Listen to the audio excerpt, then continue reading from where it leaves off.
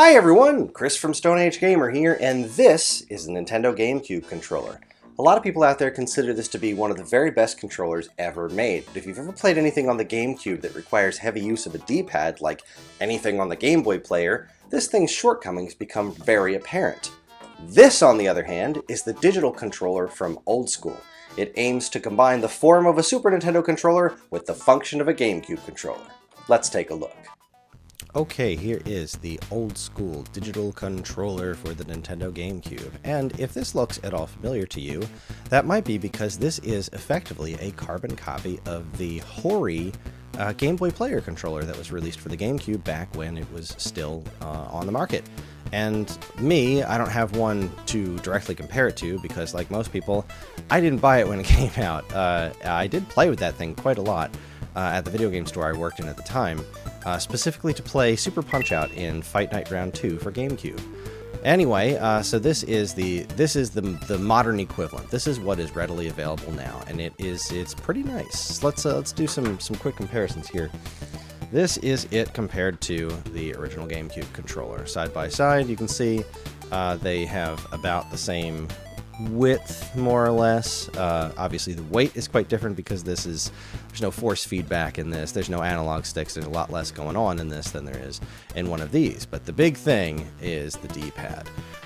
What a lot of folks might not actually realize right off the top of their head, that here is a Game Boy Advance, here is a GameCube controller.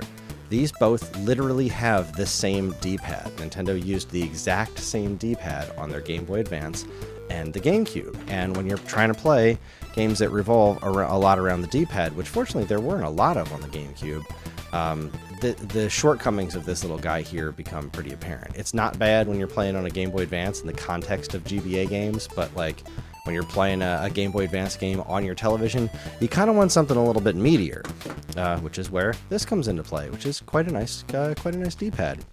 So obviously the form factor of this is based off of, or the original Hori one, is based off the Super Nintendo controller. So here is your size comparison on that. They are effectively 1-to-1, except the back of both this and the Hori pad have this little extra grippiness on the back of it, which gives it a very nice feel. I mean, this is my favorite controller ever. But having a nice little extra grip on the back is pretty nice. So the buttons themselves, your start and select, are arranged in a similar pattern to the Super Nintendo one. The D-pad is effectively the same size.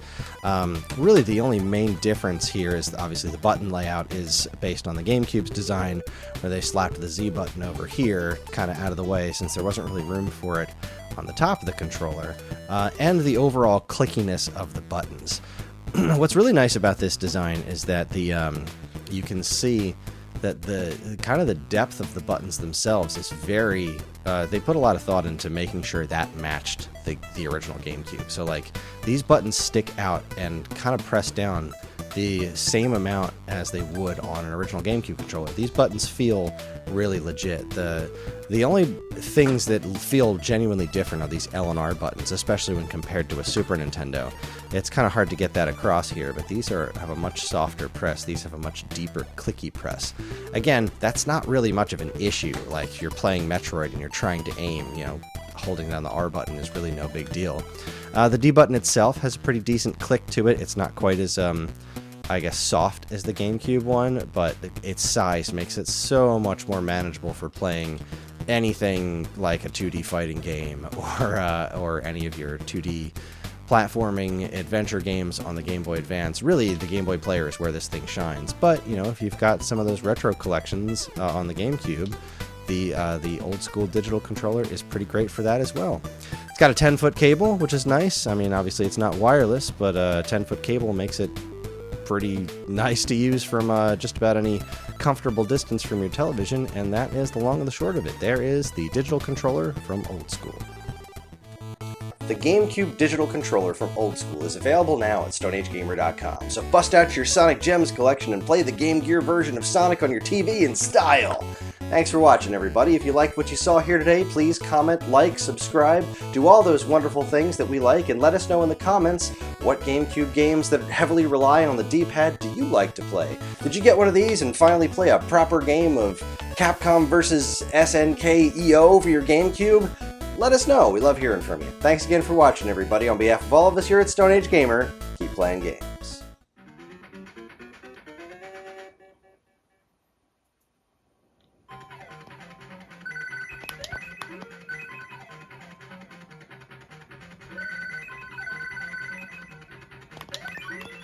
Why did I jump?